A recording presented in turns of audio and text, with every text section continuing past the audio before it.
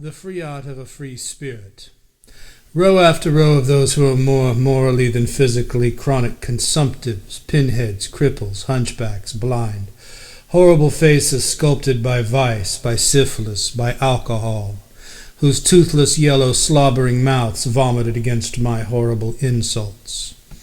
All the hatred that gurgles in your throat, forming two rivulets of slobber that run down from the corners of your mouth, does not move me from my indifference. Still you shake your fist, which was trained to toss dung. And you women insult me as well, you in whose womb human sorrow perpetuates itself. You are all vile, despicable beings worthy of the whip, crawling reptiles in search of one filthy crust of bread, dogs who lick the hand of anyone who beats you. Is it for you, really for you, that I must rise up in revolt? For you, for your children and your mothers, carcasses, you, really for you, that I must rise up in revolt? For you, for your children and your mothers, carcasses rotting in resignation, worm-eaten mummies of a decadent society, you deceive yourselves. I wouldn't give the tiniest drop for your cause, nor even waste a cigarette on you. Go on with your descent into the mud while you bring yourselves down. I will climb. I will rejoice in seeing the degeneration that makes its way inside you. I rejoice. I rejoice. Day after day, your forehead recedes, your mouth becomes more sinister. Day after day, the stigmata of putrefaction are noticed under your yellowing skin. And I laugh. What a joy to be present at the collapse of a world, to see blood, corpses rot everywhere. Meanwhile, the bourgeoisie and the people deceive each other and slaughter each other. I am here, amused by all this bustling about. Here a Kaiser, there a Wilson, and everywhere people who moan and don't rise up. Into the mud, reptile. I do not want to unite with the multitude of those who flatter the proletariat, excusing them, praising them, adorning them with wreaths. Oh, distinguished windbags, your verve disguises nothing. The, quote, people, unquote, is always there, idiotic, cowardly, resigned. And I, who consider myself superior, desire to be so, and both the bourgeoisie and the proletariat will pay for my superiority. You languish in hunger and hardships. You vegetate, bestially fertilizing wombs with a swarm of ragged, filthy, scrofulous, stunted brats. Force! You raise your cowardly lament in chorus. You say that you are hungry. You stretch out your hand in front of the shop window full of jewels. Do it! Take it. You complain to each other about the war when you yourselves are its authors, and it continues because you put up with it. But I flee from your putridity that would sully me. Proudly alone I break the chains that link me to you and separate myself from the pack of mangy dogs, submissive to the shepherd. I will wander the world alone, carrying my hatred and scorn everywhere. Alone in struggle, alone in victory and in defeat. My ideas will be the poison that must end up intoxicating you, and you tremble before me as before the king, the supreme. And meanwhile I laugh at your grotesque and bloody throng. I laugh so much that I no longer see anyone, and it seems to me that humanity is an immense gangrenous sore that perpetually disgorges thick putrescent pus. And this sore is moved, shaken, covered with scabs that later disappear in order to make way for another disgorging of putrescent matter. And I laugh and laugh. Most ancient roots of a sentimentalism that has already ended. Why do you persist in your moldy ideas? Why do you persist in your moldy ideas? Don't you hear the thundering life that pursues and teaches? Absorbed up to now in a placid dream of peace and a shining future, you fought this way with your eyes lost in your illusions. But now we pose a problem, and you must have the courage to confront it and discuss it. To you we pose the problem, to be or not to be. Up to now your dream was altruism, sacrifice for humanity, for the future. And so you sacrificed your entire being in this inversion. Why should you care about the future? Why should you care about the progress of the people? Since you, who call yourselves anarchists, are sure to engage in a battle that is already lost for you before it has even started. Since you will certainly not see the society of which you dream. And even if the people rebel, social conditions would not change for you, and your rebellion would have to continue. So what's the use of going down among a mass that cannot comprehend you, since its conditions are such as to render you unintelligible to them? If you are rebel geniuses as you claim, you should not replace Christian self-denial and patriotic servitude with the altruism of the anarchist who sacrifices himself for a future he will not see, and this for people who do not comprehend you. You must recognize that, being born into a society that is harmful to us, we rebels are in reality the best slaves. Being slaves of evolution, by means of our sacrifice, we allow humanity to take a tiny step. If only that were adequate, but since progress never ends and is therefore useless, since once society has attained the social form for which we fought, it will not stop, but will need to go on toward a goal that we cannot imagine at all today. We must admit that all of our bustling about is utterly without purpose. So we observe that the strongest and best energies of every epoch are exploited by this immense leech that is humanity. Socrates, Christ, Bruno, and a vast multitude of great thinkers have been the victims of this rising movement, which is harmful for anyone who submits to it. For it is natural that the slaves in Rome, being born in that era, were content with their condition, just as wage slaves are today. Relative contentment, let's be clear about it, formed of resignation, cowardice, ignorance, etc., etc. Defects that the mass will always have in greater or lesser degrees because collectivities are always inferior to individuals. The people are conservative. They are satisfied with the society that they find. The minority are innovators instead, and therefore they rebel. The mass restrains revolutionary action with its brute weight and submits to it. It grows accustomed to the new state of things. It rots there until the minority rebels once again. And do I have to suffer through this entire balancing act? I, who have the strength and awareness to be my own motive force, will not be the little cog that is overwhelmed, annihilated by the heavy social gears. Rebel because today's society oppresses me and tries to prevent the free expression of my being. I use every weapon to fight it. Rebel against the mass that is also my enemy with its superstitions, morals, degradations, etc. I fight against the mass as well, and struggle only for my redemption, for my freedom, for my present. I don't give a damn for all the rest. The priest triumphs, alcohol kills, the government slaughters. It means nothing to me because it doesn't touch me. I defend only myself from attacks. And if I should fall in this unequal struggle, certainly not alone. Alas, you did fall alone. Italian editor's note. I will have the sublime satisfaction of having risen up against a world and having won intellectually, if not materially. Scholars, scientists, poets, novelists, painters, this is why your genius is worthless in front of me. You are a reflection of life. I am its essence.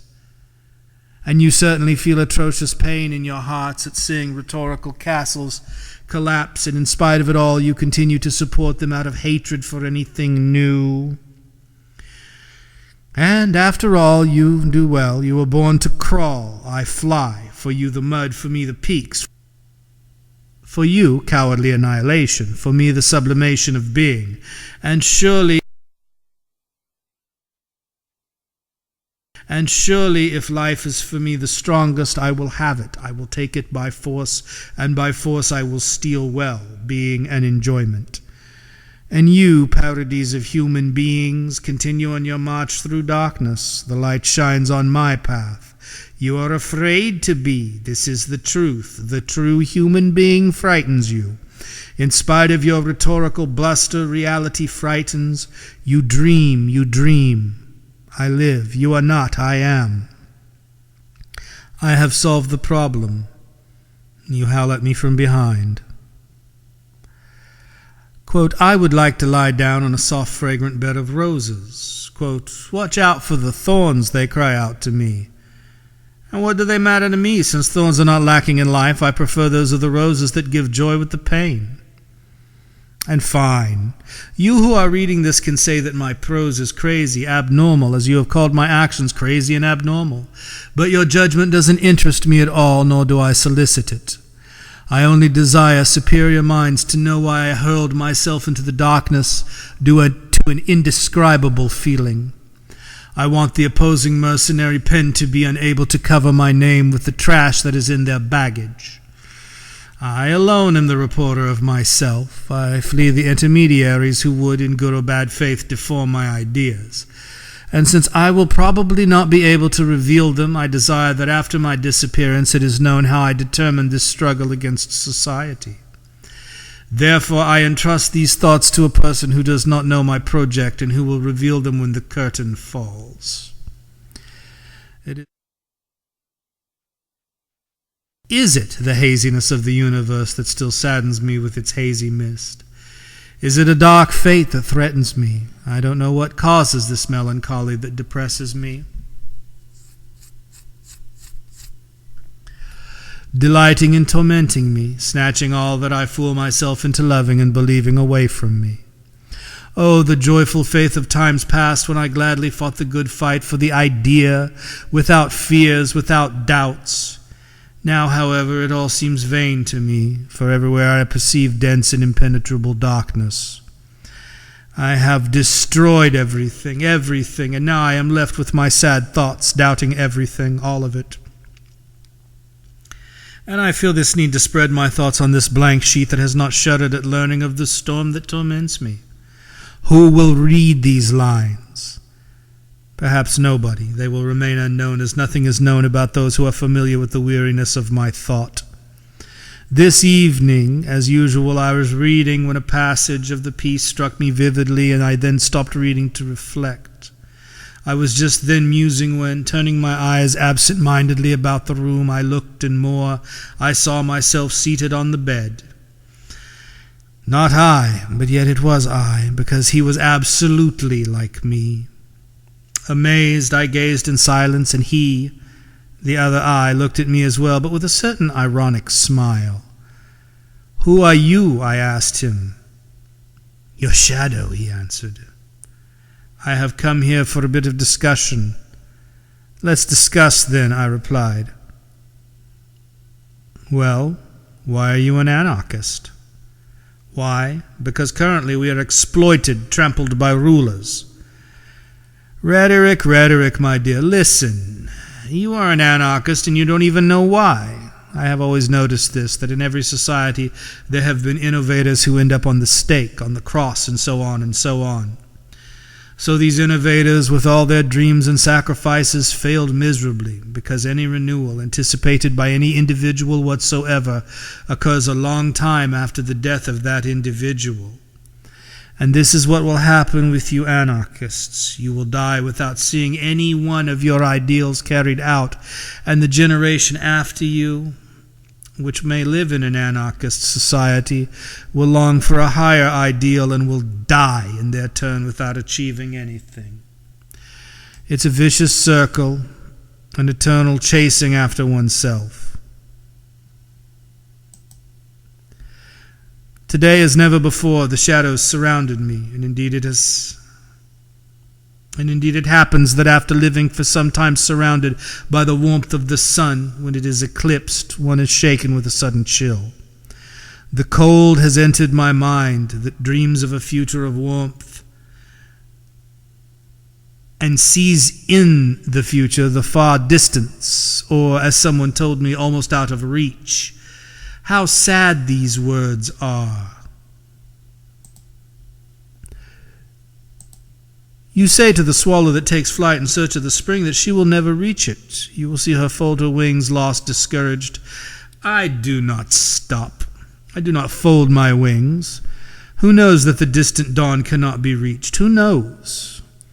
My spirit is dry as a desert, my eyes burn as if with fever, and it seems that with each stroke something inside breaks with a mournful crash. Who could describe what I feel? Not even I myself can do it. At times I feel my mind spreading out, expanding, glad, confident, and then at a stroke it shrivels suddenly with the most acute sorrow. What does the world, what does humanity matter to me? I no longer see anyone. My eyes see only one thing, a distant dawning. Everything else is shadow. Laughing nature irritates me since it clashes with my sorrowful thoughts and almost seems to mock me. I would prefer that the sky was dark and flashing like me at these times, like the shipwrecked person who finds himself in the desolate vastness of the ocean and trembles at the baleful solitude, keeping an eye on the horizon in hope of seeing a friendly sail appear. I also feel alone, painfully alone, lost in a fearful vastness. But I will not let myself be overcome by waves. I will plow the sea with my vigorous arms in my search, an untiring and daring wayfarer. Fluctuat in porto. The Latin motto spurs me on, and I gaze like the helmsman at the lighthouse in the distance that pierces the fog with its beam of the light. And I want to reach that light. I will. No obstacle will keep me from it, neither reefs nor blustery gales. I will be strong. I will arrive, like the Arab caravans preparing to cross the Sahara and observing the sandy vastness that they will have to cross with fear, with the anxiety of being lost along the way, that still goes on and on and on under the blazing sun. Amid the raging of the Simoom, thirsty, hungry, tired, beside humped camels that widen their nostrils in order to steal a little coolness from the dry air, with the urgent fixed vision of a slender white mosque from which the muezzin salutes Mecca in the evening, of a cool village in which to rest. Thus I also go on and on and on, with a single vision in my eyes. Untiring I go on, choking with an entire tempest inside me. If what I feel could be changed into wind, I would pass like a devastating storm, destroying everything under my violent blows. And I go on. My mind suffers. My eyelids close. I feel a need for peace, for rest, the enticement to remain so in the sand, to vanish, to disappear under the sun, to return to the void. The jackals would come and make a feast of my body, leaving only my blanching skeleton as a mute mockery of life. But I rise up, I kill the germ of peace and go on. I will arrive because I desire it. And if I don't arrive, then the desert will take possession of me. I have fallen ill with the same disease as Nietzsche, and it displeases me to admit having anything in common with this or the other world. I am restless and neurasthenic. I have an iron hoop on my head that crushes my skull, and my eyes throb in their sockets, swollen and bloody, tired of dreams. I am destined to pass through this world, wandering like an invisible meteor. Precisely because I am superior, I will have to empty the entire cup of sorrow and distress with no joy to cheer me. But the harsh intoxication of drinking from the chalice of sorrow is a superb pleasure that only one who tears his soul to shreds by himself with his own hands is given to taste. Still, I sometimes covet the other cup, the cup of joy, in order to moisten my greedy lips with it, but it flees, and now, day after day, the chasm that separates me from others frightens me. Who will come with me? Who will have the courage to fly over the gulf in order to listen to my truth, in order to disperse a little of my sadness? Who? Yesterday, at the peak of my weariness, I received a postcard from an unknown woman. 3 violets that cheered me up a bit with my gaiety of the thought and the symbol. 12 words that made me dream pleasantly. I thank the unknown woman for her thought and for her mysteriousness that allows me to rise in flight on the winged horse of reverie. Gentle unknown woman, where are you? Perhaps in passionate Andalusia or in gay France. Who knows? Anyone who knows that she, the unknown woman, is the ray of light No, impossible. Inside me lies thick darkness. I don't think, I don't speak, but I desire the sun, the light.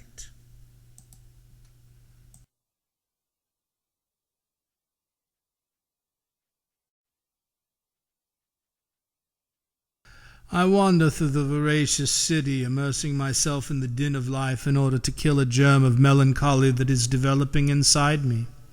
I wander aimlessly and observe the incessant hustle and bustle, the continuous parade of stereotyped and indifferent faces.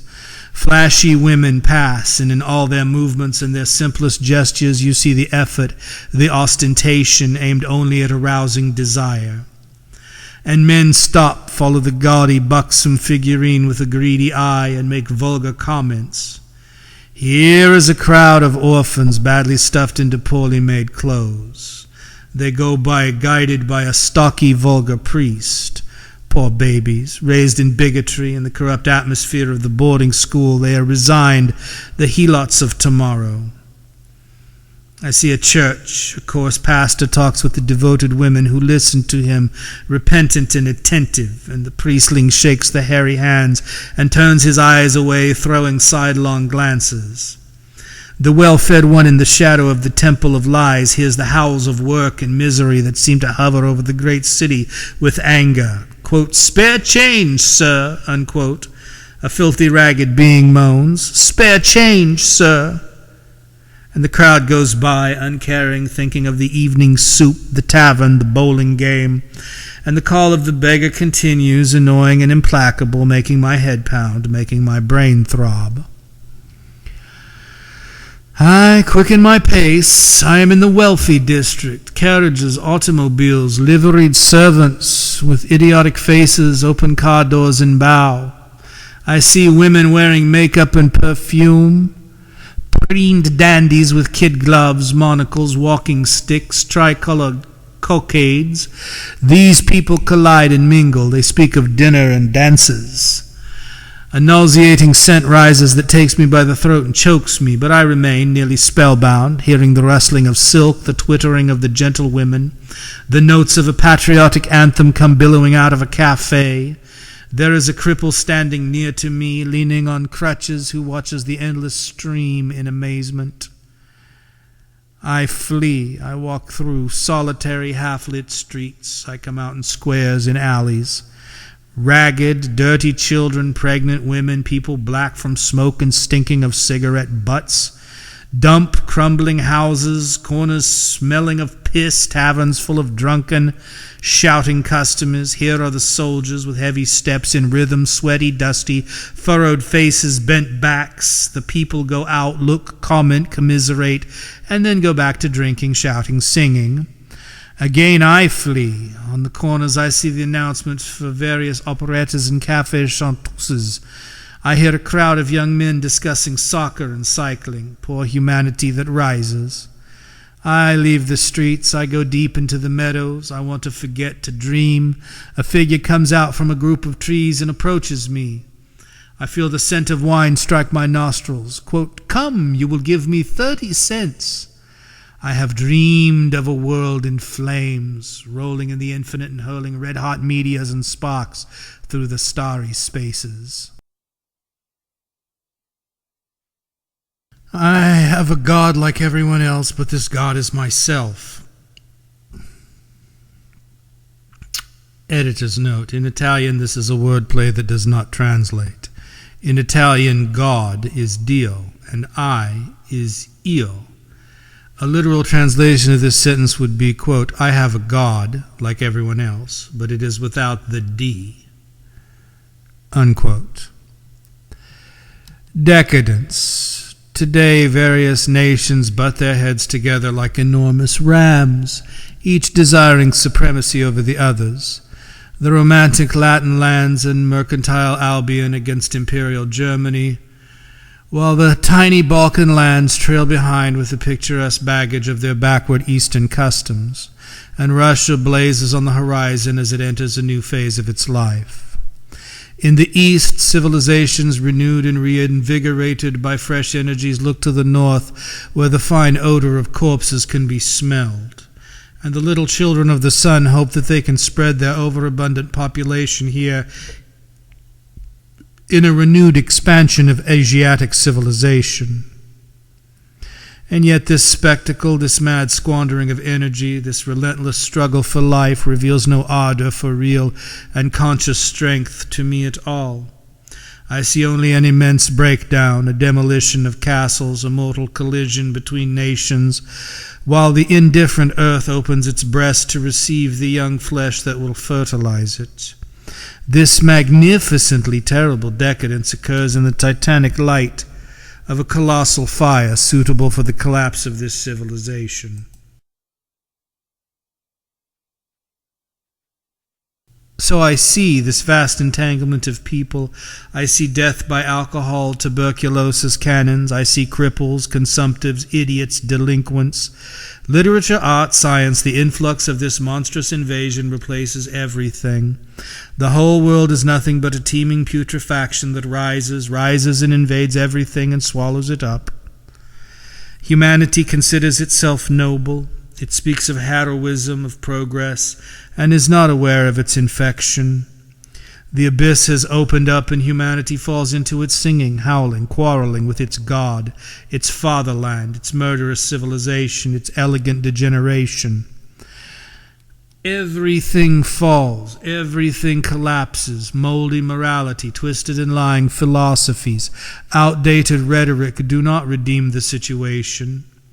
The disease has advanced and there is no longer any way to prevent it. The tidbits that adorn the old structure have become the home of infectious microbes.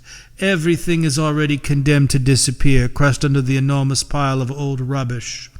History closes this curious phase which presented the incomprehensible spectacle of inertia in members devoted to a throng of various non-existent phantoms, and which saw continuous ridiculous construction in order to then destroy the continuous patient suffering of the multitudes and the revelry of the few, everything creating an ensemble of cowardice, inversion, wickedness that they would try to pass off as heroism, everything a withered mentality that they call inspired. So this age has ended. Good riddance. In the presence of such ruins I sing of the disaster, a new Nero. I revel in seeing it. Then on these ruins I will build my edifice, my civilization, my world.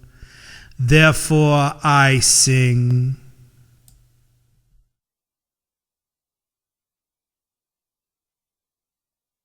Him. That imbecile was a living puzzle. You never knew what he had in his skull. Ugly, with a head of hair like Absalom, he looked like a Rasputin who had bathed. Two clear eyes that never flashed, but at certain moments blew an ice-cold wind. If you want to know any more about him, go into the tunnel. You will see a great wool scarf with a hat above it.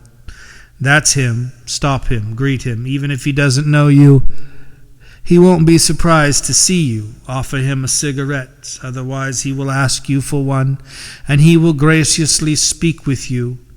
Later, if you pay him a bottle of Judas's blood, a name for a kind of red wine in Italy, then he will clear up some paradox that disturbed you. But don't fool yourself into thinking you understand his idea. Within 1/4 hour he will be anarchist, bourgeois, aristocrat, occultist, futurist, etc., etc. He will break your eardrums with the words he spouts. He will mock the hell out of you with an air of seriousness. And don't take offense, because after all, at that moment he will feel a great fondness for you. He might even kiss you. He is horribly neurasthenic. If you notice that he has grown silent and is smoking furiously, you will only manage to draw inconclusive words from his mouth. At that moment he desires two people. The one most desired is of no concern to you. The other is his dear little numbskull. If he finds her, he takes her in his arms. If he leaves with her, what carnage then? They are capable of breaking windows in houses, trying to derail streetcars, spitting on old men's coats. Creatures from another world, I tell you. Marvelous rascals.